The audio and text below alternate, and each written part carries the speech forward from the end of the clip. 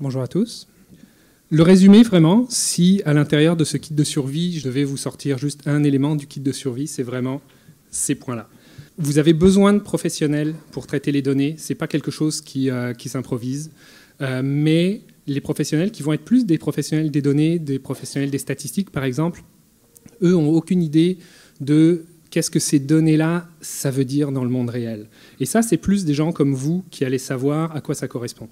Si je donne 15, 28, 32, 260 et 4 millions à un statisticien, il est capable de manipuler ça, mais il n'a aucune idée de savoir si je suis en train de parler de pommes, de patates, d'incidents, de morts sur la route ou de température dans un four. Donc, ce lien, on va le voir régulièrement au cours de ma présentation, ce lien entre les données et le monde réel, c'est quelque chose d'important à garder en tête. Le deuxième point, je dis, avec des méga-données viennent des méga-pouvoirs, mais aussi des méga-problèmes et des méga-responsabilités. Et le point sur lequel je vais probablement insister le plus, le monde des données n'est pas le monde réel. Et ça, c'est quelque chose qu'il faut vraiment garder en tête à chaque fois qu'on parle de systèmes à base de données. Une des métaphores les plus couramment utilisées en ce moment, c'est de dire que les données, c'est le nouveau pétrole. La métaphore tient bien. Le pétrole, il faut aller le chercher. Ça demande des ressources. Il n'est pas directement accessible. Il y en a qui est plus difficile à atteindre que d'autres. Il y a du pétrole de différentes qualités. On ne peut pas l'utiliser tel quel non plus. Il faut aller le traiter, il faut aller le raffiner. Et une fois qu'on l'a raffiné, on a l'impression que ça sert juste à faire avancer des voitures, mais ça sert aussi à fabriquer du désherbant, à fabriquer des cosmétiques, à fabriquer du plastique, etc. Donc l'analogie avec le pétrole tient bien. Et donc je vous ai déjà promis un kit de survie sur les mégadonnées, mais en plus, je vais vous parler des mégadonnées seulement à la fin, parce que je vais vous parler beaucoup des projets à base de données en général. Les problèmes qu'on va avoir, les choses qu'on a besoin de savoir sur les mégadonnées, c'est à peu près les mêmes, sauf que l'aspect mégadonnées ou données massives va vraiment amplifier les situations qu'on vit avec les systèmes basés sur les données en général. Une donnée, c'est... Si on redescend vraiment à la base, une donnée, c'est une façon de mesurer le monde. Quand on a des systèmes, on va avoir des ordinateurs. Je vais utiliser beaucoup de mots comme système, modèle, programme, ordinateur. Vous pouvez les mélanger tous et puis ça ne changera rien dans la discussion. Quand vous avez mettons un modèle mathématique qui va aller faire des calculs sur des données, il n'est pas capable de faire des calculs sur des pommes ou des oranges. Il a besoin d'avoir une mesure du monde. Une mesure du monde, c'est quelque chose aussi banal que une caméra. C'est quelque chose d'aussi banal que rentrer votre date de naissance ou rentrer votre code postal quelque part. C'est une façon de donner à l'ordinateur une information sous forme de chiffres qui va être capable de manipuler derrière parce qu'il n'est pas capable de manipuler le monde réel directement comme pourrait le faire un robot ou un être humain. Ce qu'il y a d'intéressant, particulier quand même à noter avec les données, c'est que les données qui nous intéressent ne sont pas forcément celles qui sont le plus facilement mesurables.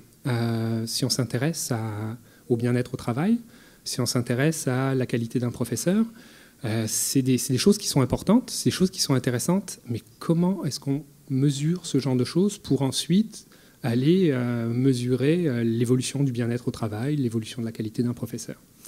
Donc, on a un autre extrême. On a des données qui ne sont pas forcément utiles, mais qui sont très facilement mesurables. Typiquement, mon code postal. Mon code postal, il est facile à obtenir, mais vous n'en avez pas forcément besoin pour les raisons pour lesquelles vous pourriez avoir besoin de manipuler des données. Et donc, on a une petite fluctuation entre les deux où, comme on n'est pas capable d'aller mesurer directement les choses qui nous intéressent, on va aller chercher ce qu'on appelle en anglais des proxys. On va aller chercher des données qui sont indirectement liées, et puis on espère que si on en a suffisamment de ces données-là, puis qu'on a des modèles suffisamment raffinés, puis qu'on multiplie ce nombre de données, on va pouvoir essayer d'avoir une information sur ce qu'on cherche à mesurer. Par exemple, si vous cherchez à mesurer, à avoir une idée de la potentialité de récidive chez un prisonnier qui demande une libération sur parole, on ne le sait pas. On est obligé d'essayer de le deviner, et puis on utilise plein de données pour ça. Il se trouve qu'aux États-Unis, les modèles qui calculent ça, puis ils sont en fonctionnement à l'heure actuelle dans certains États, ils vont utiliser la couleur de la peau, ils vont utiliser le code postal aussi comme données qui gravitent un peu autour de ça, puis qui ont une légère influence dessus. Puis on se dit que si on en met beaucoup, on va peut-être avoir un bon résultat. Le conseil, quand on voit ça, c'est vraiment, plus votre mesure est indirecte plus vous devez vous méfier des résultats de votre système. Et ça, c'est une espèce de doute sain qui est nécessaire et qui devrait devenir un automatisme dans la société d'aujourd'hui à chaque fois qu'on parle de gestion par indicateur, à chaque fois qu'on parle de prise de décision basée sur les données. Je vous avais dit que j'allais revenir dessus assez souvent. Le monde des données n'est pas le monde réel. Structure classique, je ne m'adresse pas à un public de techniciens, mais quand même, un peu, si on regarde techniquement, la façon de traiter des données, ça ressemble en général à ça. Il y a autant de modèles qu'il y a de projets, mais en général, on a une phase dans laquelle on va acquérir les données, une phase dans laquelle on va les traiter, une phase dans laquelle on les interprète, puis ça, c'est quelque chose qui marche vraiment ensemble, et de la visualisation quasiment en permanence, et de toute façon, c'est un conseil qui est donné de manière systématique. Vous notez le monde des données, le monde réel. On a une phase d'acquisition qui est là pour mesurer le monde. Le traitement se passe complètement dans le monde des données, complètement déconnecté du monde réel. L'interprétation, c'est là qu'on essaye de reconfronter au monde les résultats qu'on a pu obtenir. La phase d'acquisition, c'est un peu c'est la phase mal aimée. À chaque fois que vous allez parler de mégadonnées ou de sciences des données ou quoi que ce soit, que vous allez en entendre parler dans les journaux, on va vous parler de la phase d'analyse, de la phase de traitement, d'interprétation, de visualisation. C'est le côté le fun, c'est le côté un peu excitant. Sondage après sondage, on se rend compte que 80% de la charge de travail et des ressources se retrouvent dans la portion acquisition. Quand des gens viennent nous voir chez Ivado en disant on a un projet à lancer, notre première question c'est est-ce que vous avez vos données? La réponse c'est évidemment, c'est mes données. Et puis on dit écoute, prochaine rencontre, est-ce qu'on pourrait avoir comme 10% de vos données là juste pour voir à quoi elles ressemblent? Puis la deuxième rencontre, en général, elle est décalée une fois, deux fois, trois fois parce que accéder aux données, on va creuser un peu puis on va se rendre compte que dans notre structure, les données, il y en a une partie qui est imprimée sur des feuilles volantes à Rouen-Noranda. Il y a une autre partie qui a été c'est généré par un stagiaire qui est parti s'en documenter, puis personne ne s'est jamais préoccupé de savoir si c'était bien sauvegardé. Quand on réussit à récupérer les données, on se rend compte qu'elles sont cryptées dans un format qu'on ne connaît pas. Donc ça, on pourrait... C'est vraiment les 80% pas le fun, les 80% laborieux. Et il y a un philosophe québécois pour lequel j'ai énormément d'admiration qui s'appelle François Pérusse, qui l'a très bien résumé. Vous allez vivre le même genre de problème avec vos données. Ce n'est pas parce que vous les voyez, qu'elles sont à vous, que vous pouvez les toucher, que vous pouvez les utiliser. Il y a une grosse différence et c'est 80% laborieuse dans le travail, vraiment, croyez-moi. Portion traitement, donc là, cette deuxième étape qui se passe dans le monde des données, grand choix de méthodes, vraiment, il y a de tout. Là, on peut commencer par faire des moyennes jusqu'à faire de l'apprentissage profond. Toujours commencer par les méthodes les plus simples. Oui, quand on voit les choses qu'on est capable d'obtenir avec l'apprentissage profond, on se dit... Voilà, pourquoi est-ce que j'irais faire une moyenne ou une petite régression linéaire alors que je peux avoir un système qui est vraiment capable d'aller m'extraire des données de manière impressionnante, exactement de la même façon qu'un humain pourrait le faire? Je vais vous dire pourquoi. Pour obtenir ce genre de résultats, ça vous prend une équipe de recherche chez Microsoft, vous n'avez probablement pas les moyens de les payer, et ça vous prend 8 ordinateurs en parallèle qui tournent jour et nuit pendant 3 semaines. Si au bout des 3 semaines, vous vous rendez compte que j'ai oublié un paramètre, vous êtes reparti pour 3 semaines de calcul. Donc, la plupart des projets ne vont pas nécessiter ce genre de choses. Commencez par des approches statistiques basiques et éventuellement, les rares projets qui ont besoin de modèles aussi complexes, vous allez finir par y arriver, puis vous allez être obligé de changer 2-3 fois d'expert en statistique sur le chemin. L'interprétation, c'est le moment où on confronte les résultats avec le monde réel, parce que si vous allez chercher des données, c'est pour en faire quelque chose, idéalement. Ça va vous servir à prendre une décision, à mesurer une projection, juste explorer vos données. Et ça vous sert effectivement à valider vos résultats. Car les statistiques sont un monde redoutable pour les gens qui n'ont pas les bonnes intuitions. Quand vous avez votre statisticien dans la petite étape intermédiaire qui navigue uniquement dans son monde de chiffres, lui, il va vous présenter une corrélation. Puis la corrélation, c'est un outil statistique super intéressant. Ça dit que quand il y a quelque chose qui bouge comme ça, puis qu'il y a un autre truc qui bouge pareil, il y a des chances que ces deux choses-là soient liées. Mais si vous avez des méga données, la possibilité de tomber par chance sur deux choses qui fluctuent ensemble n'est pas négligeable. Et vous vous retrouvez avec des gens qui s'amusent à creuser dans des bases de données et à voir qu'effectivement, le taux de divorce dans le Maine corrèle très très fortement avec la consommation de margarine par tête de pipe, ce qui, à mon avis, est une aberration statistique plus qu'un nouvel éclairage sur la réalité. Ça c'est mon opinion. Si quelqu'un a une interprétation différente, je suis très ouvert. Visualisation, on l'oublie un peu, mais encore une fois, on est juste dans un monde de chiffres quand on est en train de faire du traitement de données. Et un monde de chiffres, si vous regardez les 4 mesures qui sont en haut, là, moyenne en 2 dimensions, écart type en 2 dimensions, c'est des données classiques, des choses qu'on calcule de manière classique en statistique. Si vous regardez juste ces chiffres-là, toutes ces données-là, c'est les mêmes. Au regard de ces chiffres-là, toutes ces données-là sont les mêmes. Alors, 2 leçons à tirer de ça.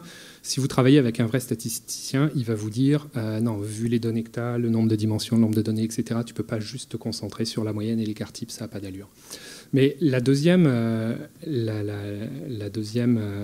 leçon, c'est que c'est important d'avoir une façon de voir les données. Et quand je dis voir, je veux dire vraiment quelque chose de visuel. Parce que l'être humain, c'est un animal dont la sensorialité principale, c'est la vision. La vision humaine est capable d'aller trouver des régularités, d'aller compléter des données. Ça aide aussi vraiment à explorer les données et à trouver des choses intéressantes, des endroits à creuser ou des cul-de-sac qui n'ont aucun sens à explorer. Les mégadonnées, une définition parmi d'autres, parce que là aussi, les mégadonnées, on en parle depuis un moment et puis chacun arrive un peu avec sa définition. On parle souvent des 4 V, alors on peut en avoir 5, 12, on peut avoir d'autres façons de voir les choses. Je veux juste vous donner une petite intuition sur ce que peuvent être ces 4 V qui sont un peu les plus classiques. Au niveau du volume, le fait des mégadonnées, on pense essentiellement au fait qu'il y a énormément de données, effectivement. Ça veut dire que, par exemple, si vous avez un test qui marche à 99,9% pour diagnostiquer une maladie, ben, ça a l'air chouette, 99,9%, mais si vous appliquez ça à la population du Canada, vous allez quand même vous trouver avec 30 000 faux diagnostics. Donc 30 000 personnes qui vont ou bien pas avoir un bon traitement, ou bien pas avoir de traitement alors qu'il leur en faudrait. Donc quand on est dans le milieu des mégadonnées, 99,9%, c'est peut-être pas assez.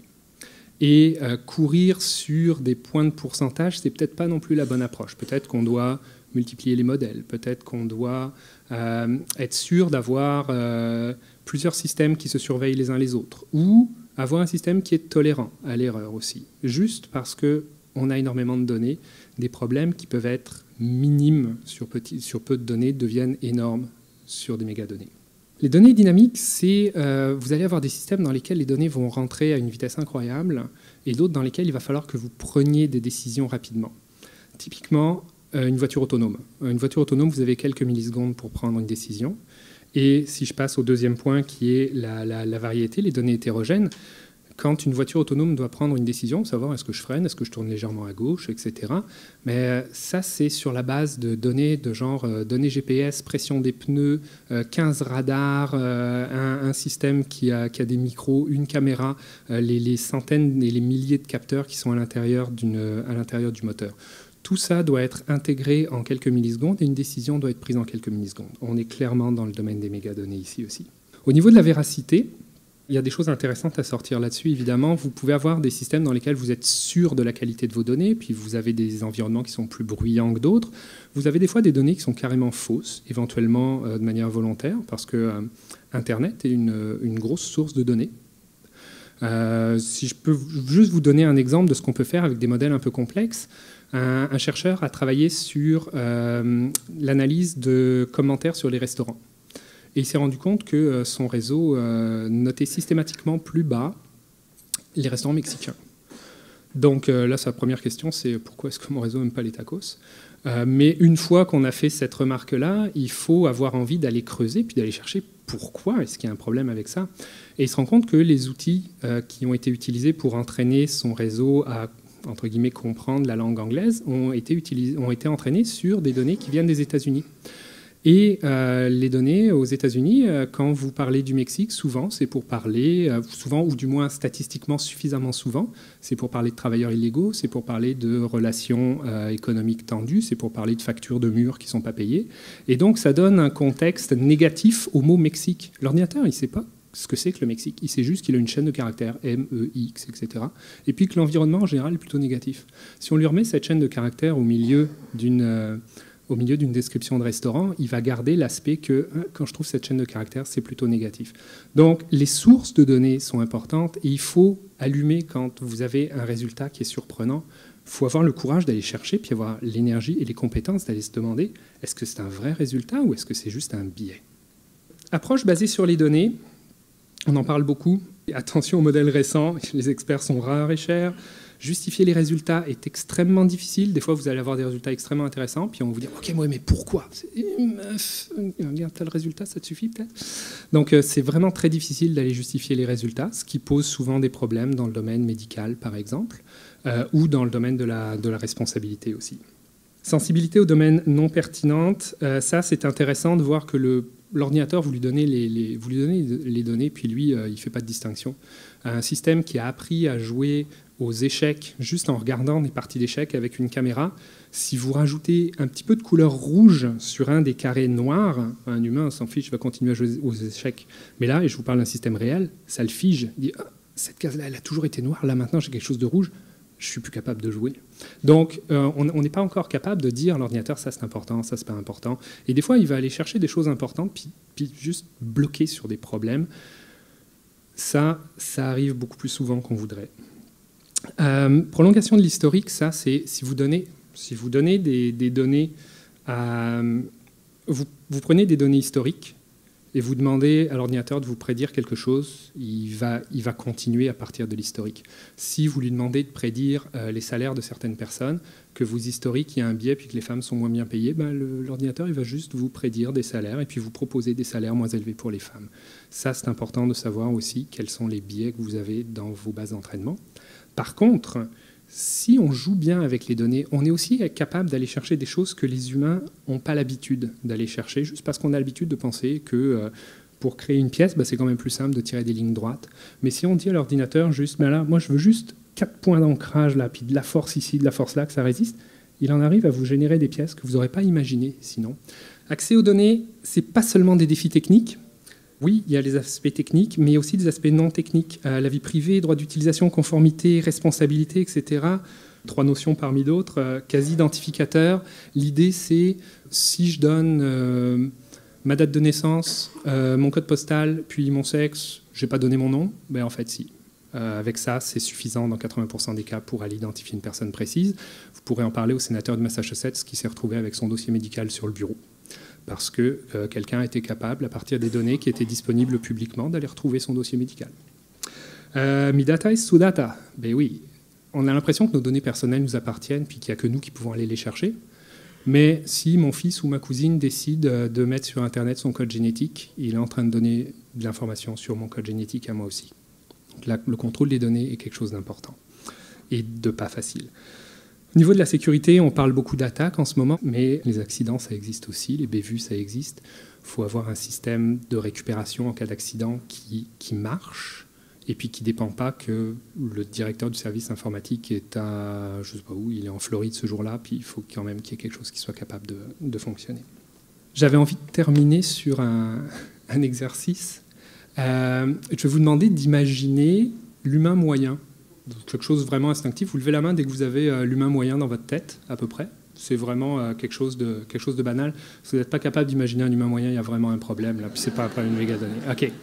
Maintenant, mettons qu'on pose... Gardez la main en l'air, s'il vous plaît. Mettons qu'on pose la même question à un ordinateur. On lui demande, OK, est-ce que tu peux me calculer un humain moyen? Qui, parmi vous, pense que l'ordinateur, s'il a suffisamment de données, va arriver à quelque chose de pas mal éloigné de ce que vous pensez? OK, il y en a qui se méfient quand même. Effectivement, probablement que si on pose mal la question à l'ordinateur, pour l'ordinateur, l'humain moyen, il a un sein, un testicule. Pensez-y. Si on arrive à ce genre de problème avec quelque chose d'aussi simple et aussi instinctif qu'une moyenne, avec quelque chose sur lequel on a des intuitions comme l'être humain, imaginez les problèmes qu'on peut avoir en utilisant des modèles plus compliqués qu'une moyenne, en utilisant des choses sur lesquelles on n'a aucune intuition. Si demain vous vous rappelez de cette blague-là, pour moi, c'est mission accomplie. Vous avez votre kit de survie.